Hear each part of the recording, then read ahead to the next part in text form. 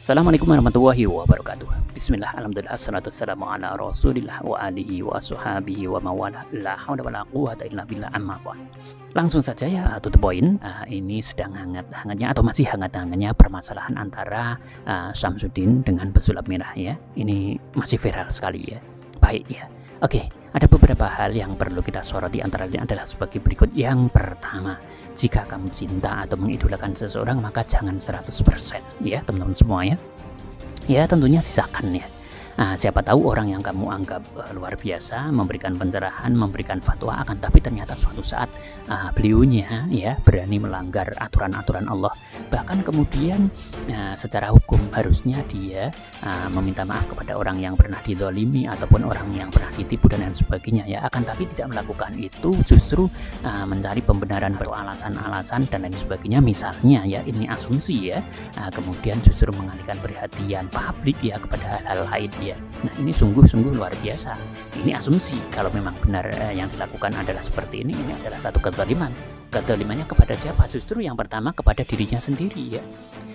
Dia sengaja ya, apa istilahnya, membiarkan dirinya akan mendapatkan celaka ya, akan tergelincir kepada dosa-dosa yang lebih banyak ya. Karena apa? Di situ ada hak adami yang seharusnya dia itu minta maaf ya kepada publik, kepada orang yang pernah ditipu ya, dan kemudian bertobat kepada Allah Subhanahu wa taala. Harusnya kan seperti itu kalau memang melakukan penipuan atau trik dan lain sebagainya ya. Ini asumsi dengan berdasar kepada beberapa hal, termasuk pengakuan orang yang pernah ditipu misalkan ya, atau trik-trik yang sudah terbuka kameramennya ya, dimana melihat secara langsung trik yang dilakukan pembodohan ataupun tipu-tipu ya. Ketika ada hal seperti ini kan seharusnya yang dilakukan pertama kali adalah meminta halang yang pernah disakiti, dibohongi dan lain sebagainya, dan kemudian bertobat kepada Allah Subhanahu wa taala, bukan kemudian lari dan kemudian mengalihkan perhatian. Ya ini ya, sekali lagi ini asumsi, benar dan tidaknya yang membuktikan jelas-jelas adalah hukum ya, seperti itu ya. Baik. Berikutnya, jika kamu benci maka jangan 100% ya, karena siapa tahu kebencian itu berbalik 180 derajat ya. Bisa jadi ternyata suatu saat akan memberikan sesuatu yang baik, yang positif dan lain sebagainya ya, kemudian memberikan efek baik ya, membantu, menasihati dan lain sebagainya, atau memberikan sesuatu yang tadinya kita tidak akan pernah menyangka. Oke ya. Dalam hal ini kalau kita lanjutkan, maka secara otomatis ada yang berperan di balik layar. Siapa? Iblis ya. Secara otomatis iblis itu membabi buta ya. Jadi mereka berpesta pora ya. Mereka di belakang layar pesta besar-besaran bahwasanya mereka sudah bisa atau berhasil mengadu domba umat manusia ya.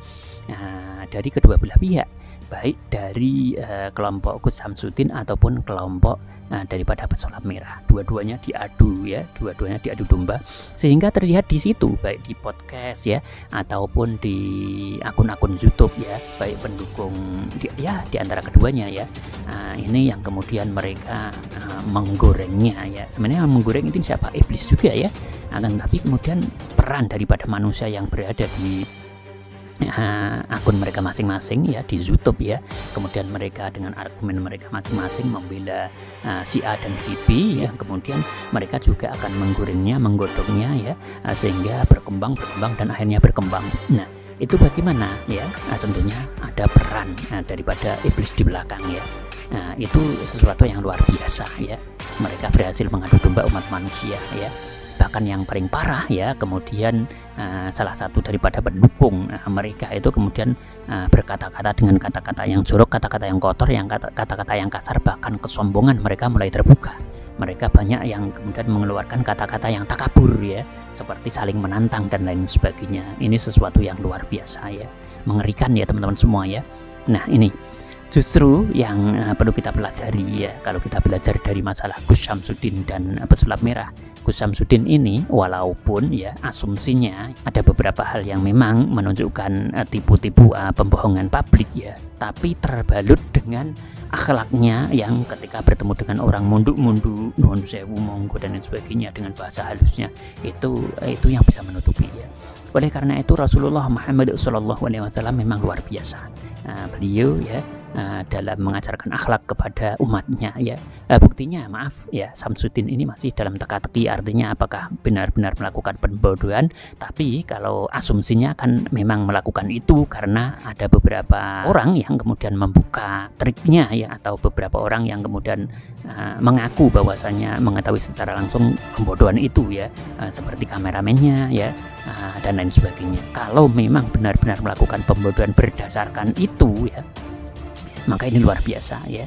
Jadi Rasulullah dengan membawa akhlak yang luar biasa, dibawa orang yang seperti itu saja ya, masyarakat masih banyak yang percaya kepada Samsudin ya.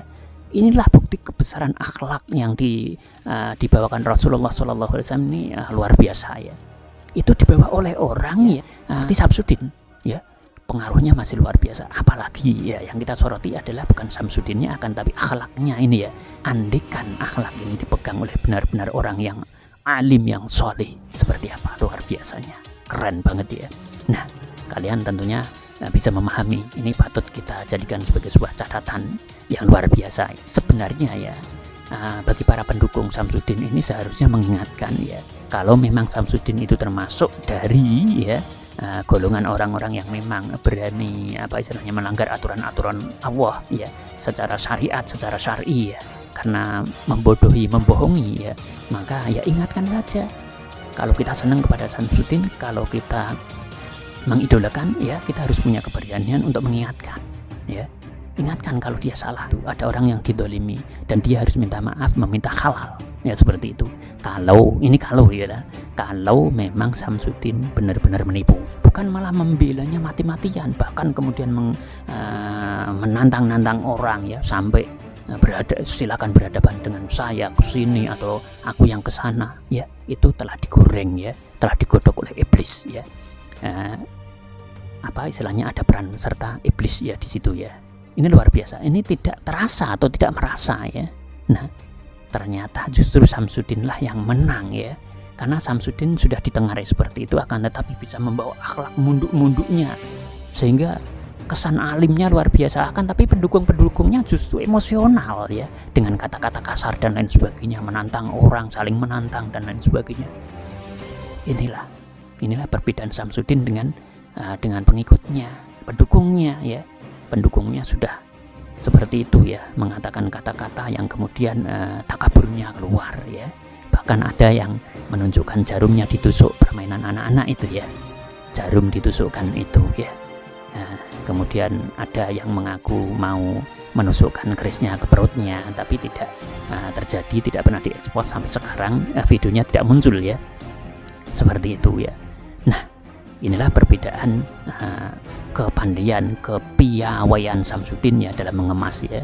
Beliau mengemas akhlaknya ya, luar biasa, keren ya. Nah, andikan akhlak ini dipegang benar-benar oleh orang-orang solih ya, luar biasa. Oleh ulama-ulama yang ahli, yang ikhlas ya, ini luar biasa ya. Sedangkan yang membawa Samsudin saja orang masih percaya dan yakin bahwasanya Samsudin ini adalah sosok yang patut dijadikan sebagai contoh ya. Nah, oleh karena itu kita juga belum tahu kebenarannya, hanya asumsinya saja Samsudin melakukan pelanggaran penipuan, tapi wallahu alam yang membuktikan adalah hukum ya. Itu baru asumsi ya. Namun asumsi itu juga sudah banyak pengakuan ya, yang memang benar-benar berani menyampaikan ya di depan publik ya, melalui YouTube mereka masing-masing ya, seperti itu. Wallahu alam ya. Kita tunggu aja kebenarannya ya. Nah, baik, kemudian untuk pesulap merah ya, kalaupun toh kemudian ada kesalahannya juga ya, kita juga harus bisa legowo untuk memaafkannya ya. Tapi yang jelas ya, edukasinya bagus, akan mencerahkan kepada umat manusia di Indonesia ini ya, secara nasional ya, bahwasanya tidak boleh percaya kepada dukun ya. Dukun dalam hal ini dalam tanda kutip adalah dukun yang khusus seakan-akan istilahnya mengerti kepada yang gaib ya, dan yang menipu ya. Dan yang menipu, karena ada yang tidak menipu ya, oknum yang menipu ya, seperti itu ya teman-teman semua ya. Nah, kembali ya, maafkan pesulap merah, tidak mungkin pesulap merah sempurna, tidak usah dicari-cari keburukan kesalahannya. Ini jauh lebih bagus karena mengedukasi ya. dan beliau juga sudah berani mengatakan bahwasanya saya dikasihkan ilmu oleh Allah, suatu saat besok kalau terjadi mahsyar sudah digelar ya, akhirat sudah digelar, saya harus bertanggung jawab ilmumu ya, kamu pakai untuk apa. Jadi pesulap merah itu takut ketika ilmunya tidak mengedukasi kepada masyarakat supaya tidak mendekati dukun ya, itu benar-benar disampaikan sebagai satu tujuan bahwasanya ketika dia tidak menyampaikan nanti atau besok di akhirat, kalau dia tidak edukasi kepada umat manusia ya, maka akan dihukum oleh Allah di akhirat nanti ya, sebagai tanggung jawab ya ketika hidup di dunia dititipkan ilmu. Itu kata pesulap merah ya. Akankah kemudian Samsudin berani menyampaikan seperti itu? Ambil sisi baiknya, buang sisi buruknya ya. Seperti itu. Semuanya masih asumsi, yang bisa membuktikan adalah pengadilan. Namun di dalam hal ini kalau memang salah harus minta maaf ya, karena ada hak adami bohong kepada masyarakat di situ, dan itu hutang. Bukankah orang munafik itu salah satu tandanya adalah ketika berbicara bohong? Nah, kalau memang salah supaya tidak terjerumus, tapi kalau memang dalam posisi yang benar, semoga Allah mengangkat derajatnya, kan seperti itu. Karena belum terbukti, dan yang berhak untuk membuktikan adalah hukum. Kita tidak boleh suudzon. Baik, langsung saja ya. Oke. Nah, mengobati dengan khotam itu menurut Kiai Khalil Nafis tidak boleh. Jadi mengobati dengan batu, di mana batu itu ada yang bersemayam khotam yang menyembuhkan, itu tidak boleh. Tapi kalau mengobati dengan batu, akan tetapi batunya itu mengandung sesuatu yang menyembuhkan seperti batu giok atau lewat energi, atau lewat batu giok itu sendiri mengandung unsur positif, misalkan bisa menyerap penyakitnya seperti itu dibolehkan ya, itu disamakan dengan sesuatu yang istilahnya pengobatan herbal seperti itu ya teman-teman semua ya. Akan tetapi kalau sudah melibatkan ya sesuatu yang magic, yang gaib ya, atau khotam, itu berarti sudah ada kolaborasi, persetujuan dengan makhluk gaib, dalam hal ini mungkin jin, iblis dan lain sebagainya, itu tidak diperbolehkan ya, seperti itu ya. Nah, oleh karena itu pesulap merah kita harus mendukungnya ya. Tapi kalau ada kesalahan-kesalahan, kita juga harus fair mengatakan bahwasanya ya jangan mempermalukan orang sebisa mungkin begitu. Tapi kalau orang yang kebal malu bagaimana? Ya, dikasih tahu udah nggak mau ya, dikasih tahu dengan jelas disindir nggak mau, dikatakan di dalam video-video yang nggak mau ya. Nah, oke. Ya akhirnya harus disampaikan secara langsung. Berikutnya untuk Samsudin ya, semoga sadar ya kalau memang dia itu menipu ya, kemudian membohongi atau memberikan trik atau memakai trik ya untuk pembohongan terhadap publik ya dalam pengobatannya ya. Semoga dia sadar, kemudian cepat bisa meminta maaf, karena ada hak adami di situ kepada orang yang ditipu, sehingga dia harus meminta maaf ya, dimana meminta maaf itu condong kepada kemudian minta halalnya karena dia telah menipu ya, sehingga dosa-dosanya akan diangkat oleh Allah Subhanahu wa Ta'ala kalau memang benar dia itu menipu ya. Akan tapi kalau ternyata ini adalah fitnah dan kemudian Samsudin tidak terbukti menipu, maka yang membuktikan adalah hukum, dan semoga fitnah-fitnah itu dicabut oleh Allah dan kemudian diangkat derajatnya oleh Allah. Seperti itu ya teman-teman semua ya. Akan tetapi kalau beberapa asumsi yang menunjukkan di sini, andaikan memang kemudian Samsudin itu berada di posisi yang salah, menipu, menggunakan trik untuk membodohi, akan tapi tidak mau minta maaf dan tidak mau meminta halal dari hak adami kepada orang yang dizalimi, ditipu ya, maka di sini sungguh-sungguh luar biasa ya. Di situ ada sesuatu yang menjadi tanggungan, miskola darotin horazarah, miskola darotin syarroyarah, sekecil apapun kan akan dihitung. Maka ya secara otomatis yang harus dilakukan adalah meminta maaf kepada orang yang ditipu dan kemudian bertobat kepada Allah Subhanahu wa Ta'ala. Dengan satu bukti ya, asumsi lagi ini ya, kenapa kemudian keris petirnya sekarang menjadi hilang, nggak pernah dipergunakan lagi, kemudian batu yang digunakan juga tidak pernah kelihatan lagi ya, kemudian asap-asapan di situ atau bakar-bakaran di situ yang menunjukkan kesaktiannya juga sekarang sudah tidak pernah ditampilkan lagi ya. Ini kan asumsi-asumsi yang kemudian menggiring publik ya, bahwasanya kemudian sebenarnya pengobatannya itu betul apa tidak. Kalau cuman ruqyah saja, baik itu syariah ataupun aswaja, ya sah-sah saja dan diperbolehkan oleh aturan agama ya. Akan tapi kalau kemudian sudah menggunakan hal-hal yang lain, nah inilah yang kemudian cepatlah bertobat kepada Allah Subhanahu wa taala. Dan para pendukungnya jangan membabi buta ya, jangan mengidolakan dengan ya 1000% mungkin ya. Akan tapi kalau memang salah ya berikan pencerahan ya, nasihati ya dengan baik ya, supaya kembali kepada Allah Subhanahu wa taala, bertaubat, meminta ampunan kepada Allah Subhanahu wa taala, baru mengerjakan yang lain seperti ya yang sekarang ini dikerjakan ya, nyanyi kayak misalkan, menjadi berkumpul dengan para artis kayak misalkan ya. Karena sekarang kegiatan-kegiatannya kan banyak ya, sering ke Jakarta ya. Harusnya yang dilakukan pertama kali kalau menurut atau sesuai dengan syariat Islam ya, harusnya meminta maaf terlebih dahulu ya kalau memang menipu ya. Kalau memang menipu, kalau tidak ya kita doakan semoga sekali lagi diangkat oleh Allah derajatnya, seperti itu ya.